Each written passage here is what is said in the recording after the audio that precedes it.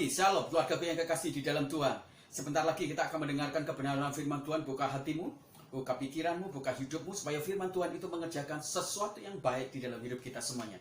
Sebelum kita mendengarkan kebenaran firman Tuhan, mari kita menyiapkan hati kita untuk berdoa supaya firman Tuhan itu benar-benar kemudian menjadi rema yang mengubahkan hidup kita dan memberkati hidup kita.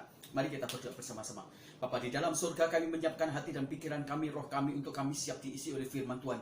Firman Tuhan yang membimbing, firman Tuhan yang menyegarkan, firman Tuhan yang memberi kekuatan, firman Tuhan yang betul-betul membawa kami memiliki hikmat marifat. Sehingga di tengah-tengah situasi yang sangat sulit ini, firman-Mu itu membawa kami menjadi pemenang-pemenang karena kami memiliki informasi dan kami memiliki kemampuan untuk mengelola semua hal-hal itu dengan kemampuan firman itu hingga kami menjadi pemenang atas masalah. Kami siap mendengarkan kebenaran firman-Mu, Roh Kudus urapi kami supaya firman itu menjadi saluran berkat bagi kami semua. Dalam nama Tuhan Yesus kami berdoa, haleluya, amin. Ya. Bapak Ibu, hari ini kita akan berbicara tentang saatnya mencari Tuhan.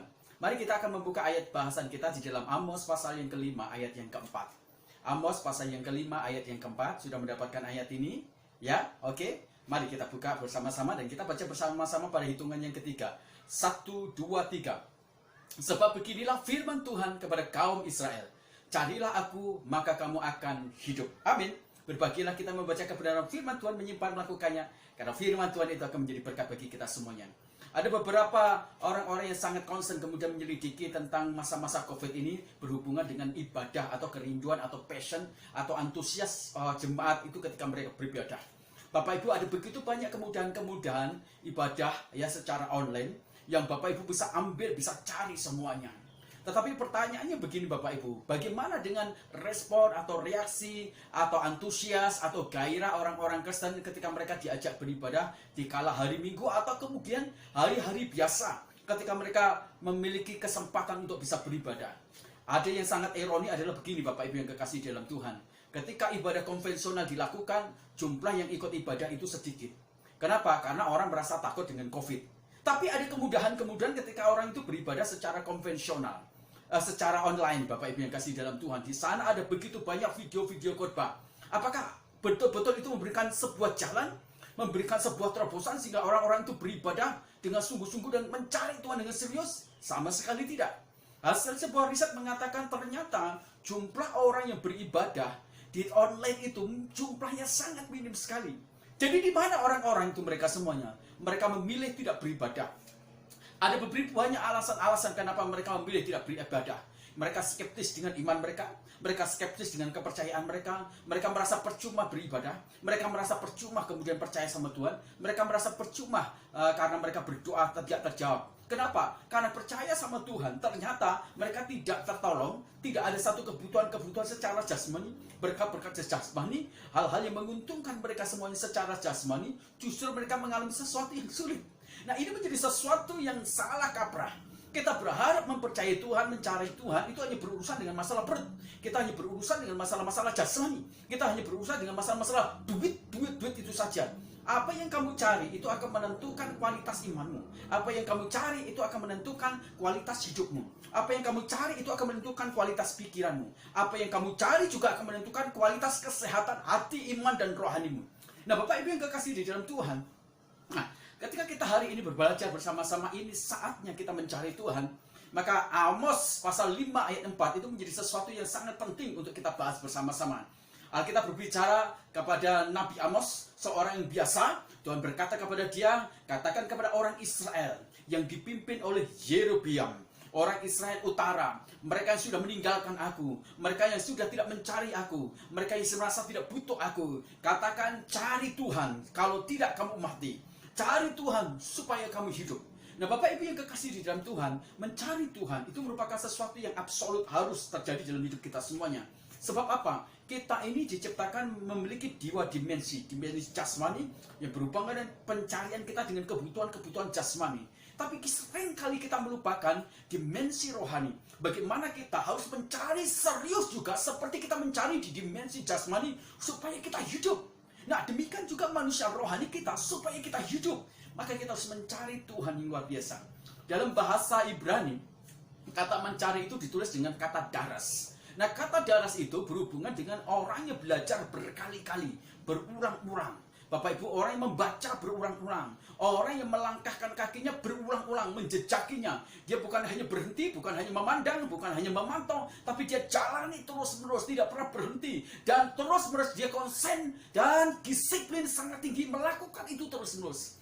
Jadi mencari Tuhan itu merupakan satu tindakan yang diulang-ulang terus, disengajakan berulang kali, dan tidak pernah tidak, harus dilakukan terus-menerus, melewati jalan itu. Jadi ketika kita mencari Tuhan itu bukan sekedar kita cukup ibadah, kita cukup berdoa, kita cukup membaca Alkitab, kita cukup kemudian bertemu dengan saudara seiman. Bukan. Mencari Tuhan itu melibatkan di sana konsentrasi, kesegenap hatian, kesegenap pikiran kita, kesegenap kekuatan kita semuanya. Mencari Tuhan, mengulang-ulang terus-menerus, terus mencari Dia, menapaki jalan-jalan itu sampai ketemu Tuhan. Mencari Tuhan itu menganggap Tuhan menjadi sesuatu yang sangat penting, menempatkan Tuhan menjadi sesuatu kebutuhan, benda berharga, warisan atau harta karun yang sangat penting yang mengubah hidup kita, sehingga kita memiliki sebuah masa-masa gemilang, masa-masa yang mengubah masa emas hidup kita semuanya menjadi baru dalam segala aspek hidup kita semuanya. Saya jadi ingat Bapak Ibu pada tahun 1622 ketika Spanyol menjajah Amerika, mereka mendapatkan emas yang begitu banyak, dan mereka membawa satu kapal yang disebut dengan Our Lady of Atocha. Nah, kapal ini Bapak Ibu dibawa dari Spanyol ke Amerika untuk membawa emas yang begitu banyak. Karena begitu banyaknya, maka untuk membawa emas dari Amerika itu sampai ke Spanyol membutuhkan waktu 2 bulan. Ketika Our Lady of Atocha, kapal ini Bapak Ibu membawa di tengah jalan, mereka diserang oleh ombak badai, akhirnya mereka hancur dan kemudian tenggelam di situ. Bertahun-tahun tidak ada satupun orang yang peduli dengan nasib Our Lady of Atocha itu, kapal itu, karena dia masuk di dalam satu kedalaman yang sangat dalam sekali. Sampai akhirnya ada seorang yang namanya Mel Fisher. Ya, Mel Fisher itu Bapak Ibu, dia membaca sebuah naskah tentang kapal Our Lady of Atocha itu. Dia mulai menyiapkan dirinya, dia mulai berusaha mencari gimana keberadaan Our Lady of Atocha itu, atau kapal yang membawa emas itu. Dia mencari Bapak Ibu, mengerahkan seluruh tenaga, mengerahkan waktu, mengerahkan sumber daya, mengerahkan kekuatan otak, pengetahuan dia, mengerahkan seluruh kemampuan dia dalam finansial. Dia habiskan itu. 1 tahun tidak ketemu, 2 tahun tidak ketemu, tapi tidak pernah membuat dia menjadi orang yang menyerah atau skeptis, ragu, tidak percaya, tapi justru itu membawa dia makin hari terus-menerus mencari. Dia tidak berhenti sebelum dia menemukan kapal Our Lady of Atocha itu sendiri. Dan pada tahun atau pencarian dia di 16 tahun kemudian, akhirnya dia menemukan kapal Our Lady Atocha itu. Dia membawa emas dari Amerika yang jumlahnya banyak. Dia menemukan begitu banyak kekayaan, harta karun dari kapal Our Lady of Atocha itu. Nah, Bapak Ibu yang kekasih di dalam Tuhan, kalau kita tidak pernah menempatkan Tuhan menjadi sesuatu yang sangat penting, sesuatu yang memiliki daya tarik yang lebih dari apapun juga, sesuatu yang bisa mengubah masa depan kita, sesuatu yang bisa mengubah diri kita, sesuatu yang kita pandang itu menjadi sesuatu yang berkaitan dengan kepentingan, dan itu merupakan satu harta karun, dan itu berbicara tentang hidup mati kita, maka kita tidak akan pernah serius mencari Tuhan. Hari ini, mari kita belajar bersama-sama supaya kita menjadi orang yang mencari Tuhan. Peringatan Tuhan lewat Nabi Amos kepada bangsa Israel Utara yang dipimpin oleh Jerobeam yang kedua, itu menjadi satu peringatan bagi kita semuanya. Kau yang hari ini malas, kau yang hari ini merasa cuek, kau yang hari ini merasa tinggalkan Tuhan, kau yang hari ini tidak punya gairah, tidak punya kesusahan untuk mencari Tuhan, hati-hati. Karena ketika kita tidak mencari Tuhan, maka kita tidak akan menemukan kehidupan, tapi kita menemukan kematian. Nah, hari ini Bapak Ibu yang kekasih di dalam Tuhan, kita belajar bersama-sama. Kalau kita mencari Tuhan, itu menjadi sesuatu yang sangat penting bagi hidup kita semuanya. Pertanyaannya, mengapa kita perlu mencari Tuhan? Nah, Bapak Ibu, kita akan belajar bersama-sama. Di Amos pasal yang ke-5 ayat yang ke-4 katakan demikian, carilah Tuhan maka kamu hidup. Jadi ketika kita mencari Tuhan, itu supaya kita memiliki kehidupan. Bapak Ibu, Israel Utara yang dipimpin oleh Yerobeam, mereka melakukan begitu banyak tindakan-tindakan pemberontakan terhadap Tuhan dengan cara mereka meninggalkan Tuhan. Betul, mereka kelihatannya beribadah. Kalau kita katakan di ayat 6 katakan demikian, jangan kamu pergi ke Betel, Betel itu merupakan tempat yang mereka yakini sebagai tempat hadirat Tuhan, tempat ibadah. Jangan kamu pergi ke Gilgal. Gilgal itu merupakan tempat di mana mereka disunat. Itu juga merupakan bagian dari tradisi religi bangsa Israel. Dua tempat ini menggambarkan sebuah tempat untuk mereka beribadah kepada Tuhan. Nah, tapi apa yang terjadi Bapak Ibu? Sekalipun mereka kelihatannya beribadah, sekalipun mereka kelihatannya ada di suatu tempat, gedung yang berhubungan dengan sesuatu yang berhubungan dengan ibadah, tapi ternyata mereka tidak beribadah. Mereka tidak serius hatinya untuk mencari Tuhan.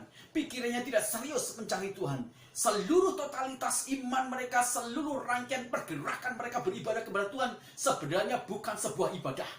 Kenapa? Karena sebenarnya ketika mereka pergi ke Betel, mereka pergi ke Gilgal, tujuan mereka sama sekali bukan tentang ibadah. Di sana ada tujuan kepentingan politik. Bapak Ibu, ketika Yerobeam yang pertama, mereka menghadapi konfrontasi secara langsung dengan Rehabiam, anaknya dari Salomo, yang menolak keinginan meringankan beban mereka. Dan mulai dari situ kemudian mereka memisahkan diri. Yerobeam berkata kepada bangsa Israel Utara, kalian tidak boleh lagi pergi ke Yerusalem beribadah kepada Tuhan. Aku akan buatkan tempat Betel, dan kemudian juga bagian dari Gilgal. Jadi tempat ibadah Betel dan Gilgal itu merupakan sebuah tempat ibadah yang karena ada tujuan-tujuan politik, agenda-agenda politik, agenda-agenda yang pribadi sifatnya, agenda-agenda ketakutan. Jadi orang beribadah di sana bukan bertujuan untuk mencari Tuhan, tapi karena ada atmosfer ketakutan, ada agenda-agenda politik di sana. Itu yang kemudian yang tidak disukai oleh Tuhan. Berapa banyak orang-orang pergi ke gereja, berapa banyak orang-orang mencari Tuhan, kelihatannya di gereja, tapi sebenarnya mereka tidak mencari Tuhan. Mereka tidak memiliki antusias. Mereka tidak peduli dengan Tuhan. Yang mereka pedulikan hanya diberkati. Yang mereka pedulikan adalah disenangkan hati dan pikirannya. Yang mereka pedulikan adalah pulang aku dapat berkat secara jasmani. Aku dapat ada sesuatu yang aku dapatkan secara jasmani. Hanya seperti itu. Maka itu bukan mencari Tuhan. Jikalau kita mencari Tuhan, ukurannya segala sesuatu adalah diri kita. Diri kita terus. Tuhan berkati aku, Tuhan sembuhkan aku, Tuhan damaikan aku, Tuhan aku. Maka itu sebenarnya adalah usaha bukan mencari Tuhan, tapi usaha untuk menyenangkan diri kita, egosentris kita, humanis diri kita, yang sangat keterlaluan, yang luar biasa. Dan itu yang tidak disukai. Maka kita tidak akan mendapatkan kehidupan. Kita tidak akan menemukan sebuah kehidupan sawi. Tidak akan menemukan sebuah kehidupan bios yang berkualitas di dalam hidup kita semuanya. Sebab yang kita cari bukan Tuhan. Yang kita cari adalah berkatnya saja. Itu sama seperti orang-orang Israel. Kelihatannya mereka di Betel seperti beribadah. Tetapi yang mereka cari bukan tentang Tuhan, tetapi tentang kebutuhan-kebutuhan mereka. Tentang sumber solusi atas masalah mereka. Tentang apa? Tentang hal-hal yang berkaitan dengan perasaan mereka, tentang diri mereka. Jadi tentang Tuhan sama sekali tidak ada tempat di hati mereka. Jadi tentang Tuhan sama sekali tidak ada tempat di pikiran mereka. Jadi tentang Tuhan sama sekali tidak ada tempat di ruang kehidupan mereka. Tuhan itu tidak terlalu penting. Yang terlalu penting adalah bagaimana saya diberkati. Yang terlalu penting adalah bagaimana saya dapat uang, dapat materi. Yang terlalu penting bagaimana saya disembuhkan. Yang terlalu penting adalah tentang saya. Itu menjadi sesuatu yang masalah. Bapak Ibu, carilah Tuhan supaya kita menemukan kehidupan. Dan dengan mencari Tuhan Bapak Ibu, itu artinya kita serius menempatkan Tuhan. Kita serius hati kita. Kita serius di pikiran kita. Kita serius juga di roh kita, di kehidupan kita. Ketika kita mencari Tuhan, kita tidak terkontaminasi, arti kita tidak terkotak. Kita tidak dibatasi oleh sebuah tempat yang seperti Betel atau seperti Gilgal atau sebuah ranah pengalaman-pengalaman rohani. Kita tidak terjembatani itu ketika kita mencari Tuhan. Tapi mencari Tuhan urusan adalah bagaimana kita kemudian menyiapkan wadah hati, menyiapkan wadah pikiran, menyiapkan wadah hidup kita semuanya. Dengan segenap hati kita berkata, Tuhan, aku cari Engkau. Dan Bapak Ibu, bukan hanya itu yang paling berbahaya. Betel, di sana ada lembu emas yang dibangun oleh Yerobeam. Jadi orang-orang Israel, mereka bukan hanya mencari Tuhan untuk sesuatu, bukan hanya urusan jasmani. Tetapi di sana mereka bukan menyembah kepada Tuhan. Mereka menyembah prototip lembu emas yang ada di sana juga, yang dibangun oleh Yerobeam. Jadi mereka kelihatannya dekat dengan Tuhan, tapi sebenarnya mereka memberontak terhadap Tuhan. Mereka beribadah kepada Tuhan, tetapi mereka tidak memiliki reduksi sifat-sifat kebalikan dari itu semuanya. Mereka beribadah kepada Tuhan, tetapi mereka menyembah kepada berhala. Mereka ada di rumah ibadah, tapi hati dan pikiran mereka bukan menyembah tentang Tuhan, tapi menyembah tentang lembu. Ini adalah kejahatan, itu adalah pemberontakan. Dan semua pemberontakan ketika kita meninggalkan Tuhan dan tidak menyembah Tuhan dan tidak menempatkan Tuhan sebagai Tuhan, itu adalah kejahatan, itu adalah sebuah dosa. Itu bagian dari hal yang tidak bisa ditolerir oleh Tuhan. Maka ketika orang-orang Israel Utara, mereka tidak lagi menyembah kepada Tuhan, mereka tidak lagi menempatkan Tuhan sebagai Tuhan, mereka tidak memberikan ruang hati dan hidup mereka dan roh mereka semuanya untuk Tuhan, tetapi lebih kepada jasmani, kepada kepentingan politik, agenda-agenda politik pribadi, maka di situ Tuhan disingkirkan. Dan ingat, kematian akan masuk di dalam hidupmu. Siapapun kau, kalau engkau tidak menempatkan Tuhan menjadi tempat atau satu pribadi yang kau bunuh, kau kejar, atau kau serius sekali untuk bergairah sama dia, maka kamu pasti akan mati. Bisa mati rohmu, bisa mati imanmu, bisa mati pikiran sehatmu. Dan yang paling berbahaya adalah engkau tidak memiliki sebuah kehidupan yang secara jasmani. Sebab ketika engkau tidak mendapatkan Tuhan, kita akan mengalami kematian. Maka carilah Tuhan, kamu akan menemukan kehidupan. Yang pertama. Yang kedua, mengapa kita perlu mencari Tuhan? Sebab dengan mencari Tuhan, nurani kita menjadi sehat penuh kasih. Bapak Ibu yang kekasih di dalam Tuhan, kerajaan Israel Utara yang dipimpin oleh Yerobeam yang kedua, itu melakukan sebuah tindakan-tindakan ketidakadilan yang luar biasa. Ada banyak orang-orang yang kaya, tapi lebih banyak orang-orang yang miskin, diakibatkan oleh apa? Penggunaan kekuasaan yang salah. Wewenang-wewenang yang digunakan untuk kepentingan-kepentingan agenda pribadi, bahkan kepentingan-kepentingan kelompok, kepentingan-kepentingan golongan mereka. Akibatnya, yang menikmati bagian-bagian yang menyenangkan, bagian yang menguntungkan, ini hanya beberapa kelompok. Bagaimana dengan rakyat-rakyat yang tidak memiliki kesempatan? Semakin hari mereka semakin miskin. Semakin hari mereka semakin tidak memiliki kemajuan-kemajuan. Mereka tidak menikmati bagaimana bangsa, bagaimana pemerintah, bagaimana aparat pemerintah, raja, dan penggawa-penggawa pemerintah, aparatur pemerintah itu membiayai atau memperhatikan hidup mereka. Mereka tidak memiliki itu semuanya. Orang-orang yang memiliki kapasitas kekayaan itu, bukannya mereka kemudian mula hati, tapi mereka menjadi pelit dan kikir luas biasa. Hati nuraninya sudah tumpul, hati nuraninya sudah mati. Waktu mereka melihat orang yang menderita, waktu mereka melihat orang kekurangan, tidak ada pergerakan di hatinya yang penuh dengan belas kasihan. Kenapa? Nurani mati. Kalau kau kejar uang, percayalah bahwa nuranimu pasti mati. Kalau kau kejar hal-hal materi, percayalah bahwa nuranimu pasti mati. Engkau tidak akan pernah peduli, matamu tidak akan memiliki tingkat kepekaan melihat dengan benar dan sehat. Sehingga matamu ketika melihat itu menggerakkan untuk bisa menolong. Telingamu tidak akan pernah bisa mendengar keluh kesah orang. Kenapa? Karena terlalu tumpul hati nuranimu, sehingga telinga pun menjadi telinga yang tidak sehat. Pikiranmu dan semua yang ada di diri kita, kalau hati nurani kita sudah tidak sehat, semuanya menyebabkan kita menjadi tidak memiliki tingkat kepedulian yang sangat dalam terhadap masalah, pergumulan, penderitaan, kekurangan, atau kemiskinan di sekitar kita semuanya. Semuanya mati. Semuanya mati. Melihat orang kesalahan, melihat orang miskin, melihat orang punya pergumulan, melihat orang punya masalah, begitu kita pasti tumpul hati nurani, tak tergerak sedikit pun. Nah, itu yang terjadi kepada orang-orang Israel ketika mereka mengejar materi, ketika mereka hal jasmani, berkat-berkat saja secara sebasmi, maka makin tumpul hati nurani mereka semuanya, makin tidak sehat, pelit, kikir luar biasa.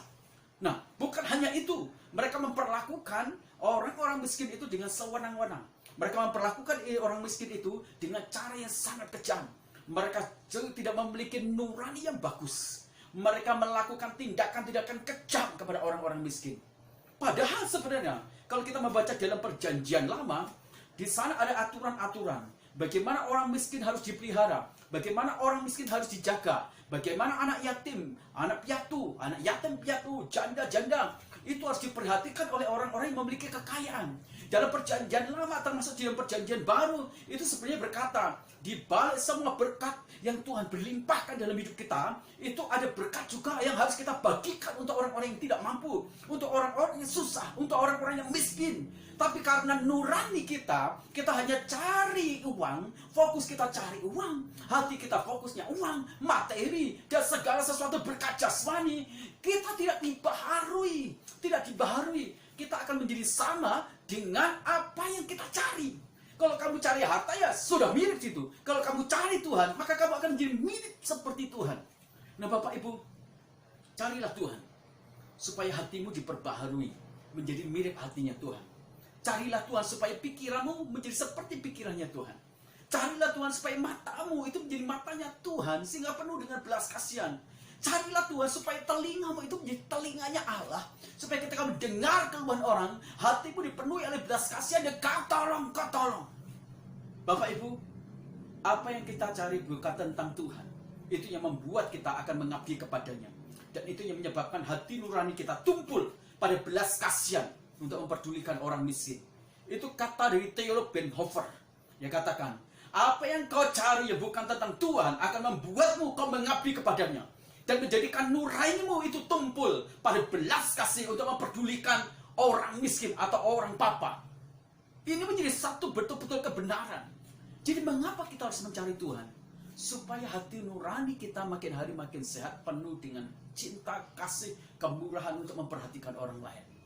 Orang-orang Israel yang memiliki kelas strata sosial yang sangat tinggi. Mereka memiliki kekayaan. Mereka memiliki begitu banyak kemudahan. Mereka memiliki banyak keberuntungan. Tapi hati nurani mereka tumpul. Tidak ada belas kasihan. Tidak ada kepedulian. Bapak Ibu yang kekasih di dalam Tuhan, kadangkala saya cukup sedih. Kalau saya bisa membagi beberapa, ada orang-orang bukannya kemudian mengapresiasi atau memberikan dukungan atau mendoakan.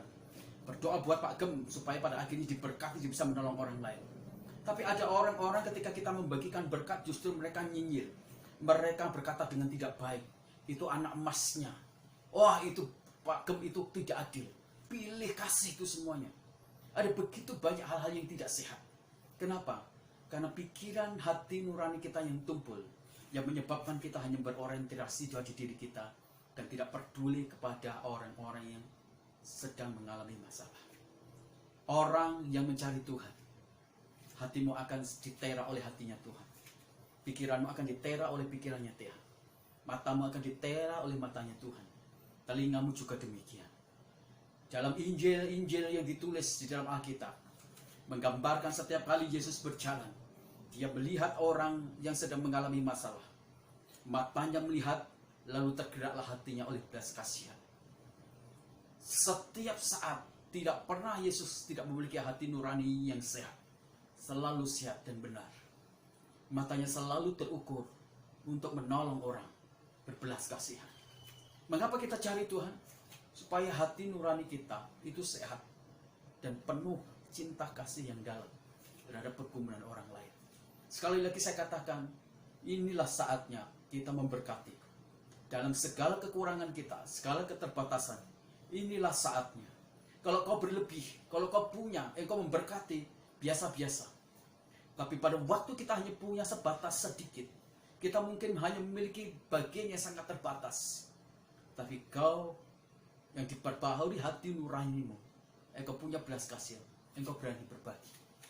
Kisah Rasul-Rasul pasal yang kedua, Bapak Ibu, itu menjadi satu pelajaran yang sangat indah. Menjadi orang Kristen pada waktu itu harus mengalami begitu banyak tekanan. Tekanan politik, tekanan ekonomi. Mereka ada banyak orang-orang yang miskin. Tapi bagaimana caranya orang Kristen itu menolong saudara-saudara? Orang-orang kaya yang memiliki kekayaan besar. Mereka jual harta bendanya, ditaruh di kaki Rasul, diserahkan di kaki Rasul. Dan Rasul itu yang kemudian mengelola dan membagikannya. Alkitab mengatakan sampai mereka tidak kekurangan. Dan mereka cukup sesuai dengan kebutuhan mereka.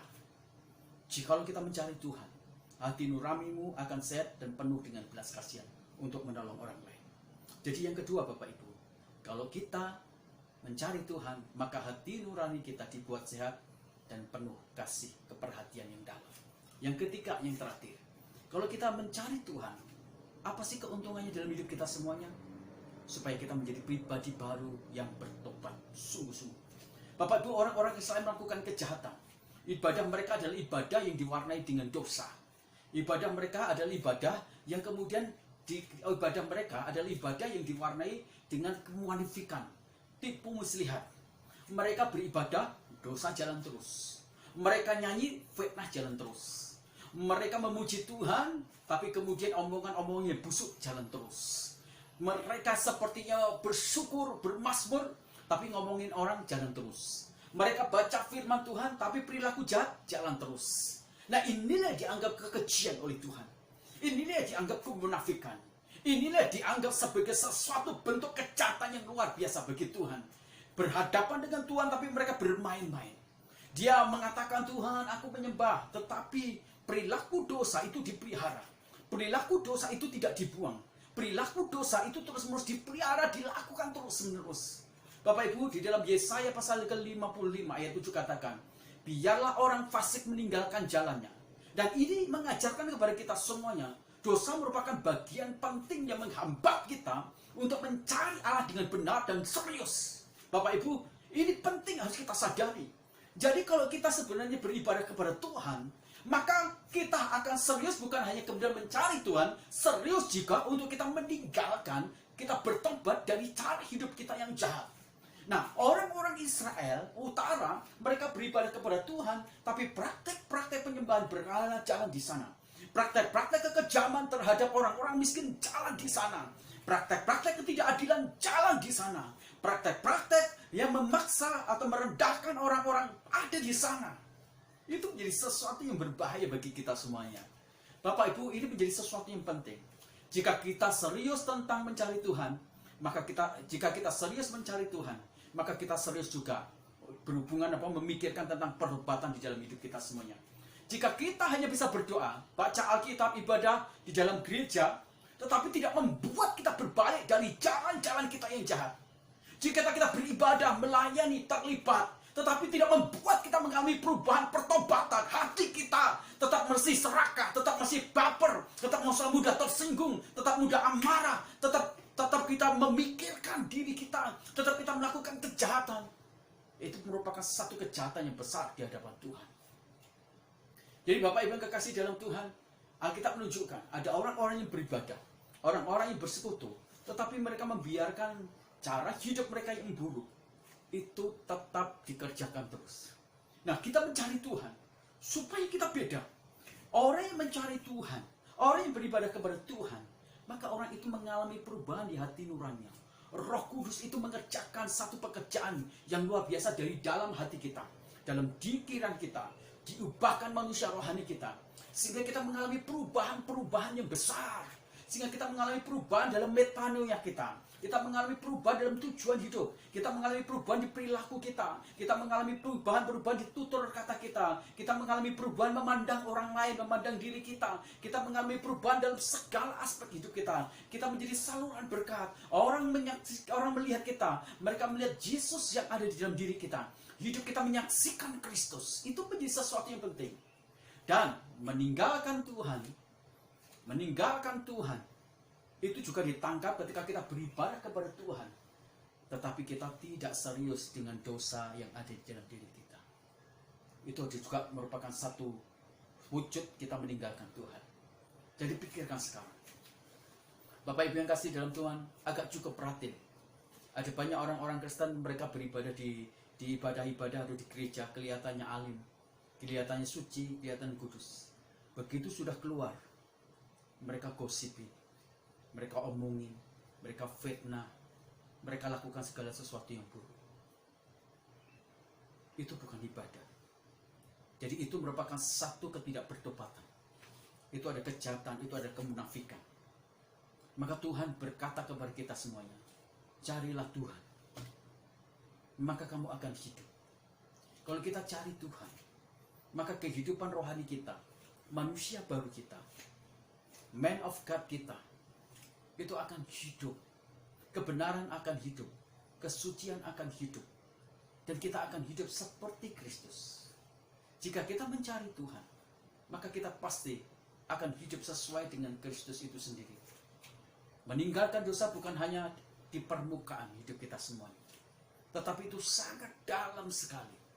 Bagian ini mengatakan dan melanjutkan kepada kita semuanya, orang tidak bisa berkata demikian, aku mencari Tuhan, tapi pikirannya tidak meninggalkan kejahatan, hatinya tidak meninggalkan kejahatan. Itu merupakan sesuatu bahaya yang luar biasa. Jadi jika kita mencari Tuhan, maka di sana juga ada jalan kehidupan lama atau dosa yang harus kita tinggalkan. Jikalau kita mencari Tuhan, maka cara-cara kerja yang haram itu juga harus ditinggalkan. Jikalau kita mencari Tuhan, maka kau harus melepaskan diri dari perselingkuhan. Itu harus kita tinggalkan. Jikalau kita kemudian mencari Tuhan, maka kebiasaan-kebiasaan buruk yang jahat itu harus kita tinggalkan. Itu baru sebuah kemerdekaan benar-benar. Jadi kalau kita mencari Tuhan, maka kita akan hidup. Amos berkata kepada kita sekali lagi, carilah Tuhan maka kau hidup. Yang kedua, yang ketiga, yang terakhir, kita mencari Tuhan supaya kita menjadi pribadi baru yang bertobat. Semakin kita mencari Tuhan, semakin kita menyamakan persepsi kita, channel kita. Semakin kita menyamakan cermin kita bukan tentang kita, tapi cermin tentang Tuhan, semakin kita jadi sama dengan Tuhan. Dan Roh Kudus sendiri yang akan membimbing kita. Roh Kudus sendiri yang akan memimpin kita, memberikan kemampuan untuk kita bisa mengalami perubahan secara radikal bersama-sama dengan Kristus. Bapak Ibu, Rasul Paulus, dia adalah seorang penjahat, dia penganiaya, pembunuh. Tapi begitu dia berjumpa dengan Kristus, apa yang terjadi? Dia mengalami perubahan radikal. Lihatlah orang-orang yang memiliki biografi pencari-pencari Tuhan luar biasa. Mereka adalah orang yang diubahkan hidup mereka. Mereka mengalami pertobatan sampai radikal luar biasa.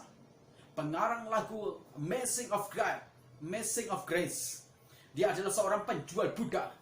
Ketika dia mencari Tuhan, dia bertemu dengan Tuhan, dia tinggalkan semua perbudakan itu. Dia menjadi pembela perbudakan, walaupun dia harus kemudian dilawan oleh banyak orang.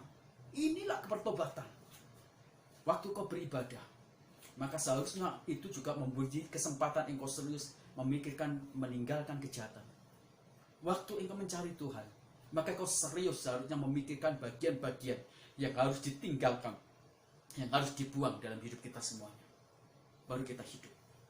Kita tidak akan pernah hidup ketika dosa itu menguasai kita. Kita tidak akan pernah hidup ketika dosa itu mengendalikan diri kita. Semua hal yang berhubungan dosa itu akan menjadi penghambat pertama bagi kita semuanya untuk mencari Tuhan. Tapi ketika kita mencari Tuhan dengan serius dan fokus kepada Dia, itu akan menjadi sumber kekuatan untuk kita mengalahkan dosa dan kita mengalami pertobatan yang luar biasa. Kiranya kebenaran firman Tuhan ini meneguhkan, menguatkan kita sekali lagi. Ini saatnya mencari Tuhan. Ini saatnya, tidak main-main. Dunia ke depan itu bukan mudah. Akan mengalami banyak kesulitan-kesulitan seperti yang difirmankan Tuhan. Kalau kita tidak mencari Tuhan, maka kita pasti mati. Mati juga di iman, mati di rohani, mati juga di kapasitas, mati juga rohani, mati juga di masa depan kita semuanya. Carilah Tuhan supaya kita hidup. Hidup dalam segala aspek hidup kita semuanya. Tuhan memberkati kita. Mari kita berdoa. Kami berterima kasih Tuhan karena Engkau telah memberkati kami dengan firman-Mu. Jadikanlah diri kami menjadi orang-orang yang sangat serius mencari Tuhan.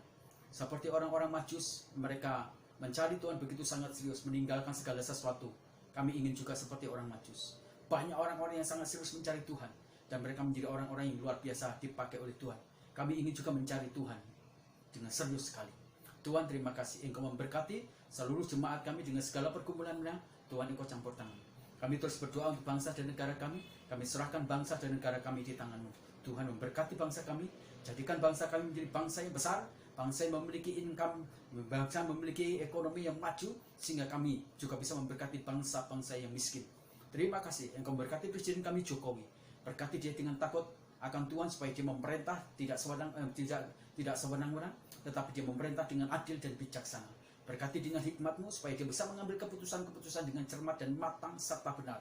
Sehingga ada banyak keputusan-keputusan yang berpihak kepada rakyat kecil dan semua orang juga Tuhan mendapatkan pengayoman itu.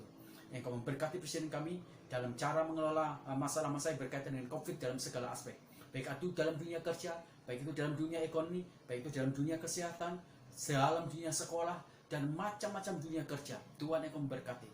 Berkati para menteri, berkati jajaran MPR, berkati jajaran DPR, untuk mereka semuanya bersinergis membawa Indonesia ini keluar dari krisis ini, sehingga Indonesia kami menjadi Indonesia yang maju. Tuhan memberkati kota kami, Cipanas. Berkati Tuhan Bupati, berkati camat, berkati kepala desa, berkati lurah, berkati RW RT, berkati mereka semuanya menjadi pemangku pemerintah di kota kami lokal.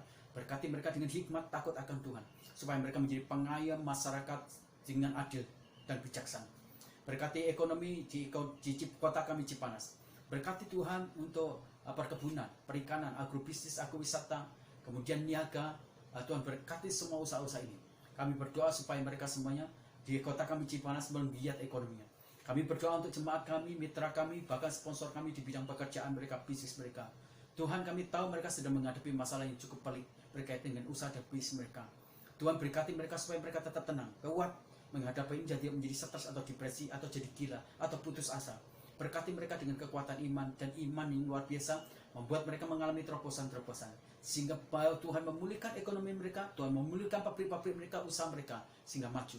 Tuhan, kami berdoa untuk gereja kami, berdoa untuk jemaat kami, supaya mereka makin cinta Tuhan, bertumbuh karakternya, mencari Tuhan dengan serius. Mereka menjadi orang-orang yang kemudian diubahkan dalam sifat karakternya. Mereka menjadi orang-orang yang tidak pernah menyerah dan tidak berpangku tangan untuk mencari Tuhan dan melayani Tuhan. Tuhan, Engkau memberkati jemaat kami. Berkati jemaat kami, keluarga mereka, anak-anak mereka, ekonomi dan keuangan mereka. Tuhan, Engkau campur tangan. Tuhan, kami terus berdoa dan kami yakini, kami rindu, kami memiliki sebidang tanah, kami memiliki gedung, supaya pada akhirnya kami bisa menata, memuridkan, dan kami juga melakukan sebuah mobilisasi penata layanan di gereja kami dengan baik dan benar ketika kami punya tempat sendiri. Tuhan, kami percaya Tuhan, Engkau yang akan memberikan itu semuanya. Kami hanya percaya kepada Tuhan Allah kami, dan Engkau, kami percaya bukan hanya mendengar, tapi Engkau juga mengabulkan dan sedang bekerja dengan cara-cara yang muajaib untuk membiarkan kami memiliki tanah dan gedung sendiri. Kami percaya. Terima kasih ya Tuhan. Kami akan pulang dengan segala berkat rohani ini kepada orang lain, dan biarlah kebenaran firman Tuhan ini mengubahkan kami semuanya. Akhirnya keluargaku yang kekasih dalam Tuhan, angkat kedua tanganmu tinggi-tinggi dan terimalah berkat Tuhan.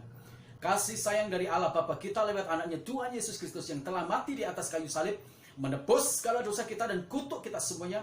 Persekutuan dengan Roh Kudus yang menguduskan kita sehari-hari ke hari sehingga kita tak bercacat celah di hadapannya.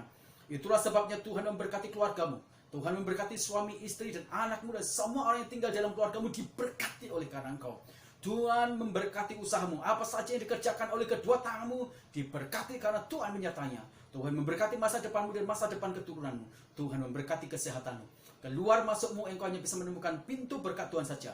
Damai sejahtera dari Allah Bapa menyertai engkau mulai hari ini sampai selama-lamanya. Bagikan berkat itu supaya banyak orang bisa melihat Yesus lewat hidupmu. Beritakanlah Injil, maka Tuhan akan menyatakan tanda-tanda ajaib yang luar biasa. Dalam nama Tuhan Yesus Kristus kami berdoa. Haleluya. Amin. Selamat pagi. Tuhan Yesus memberkati kita semuanya. Shalom Elohim.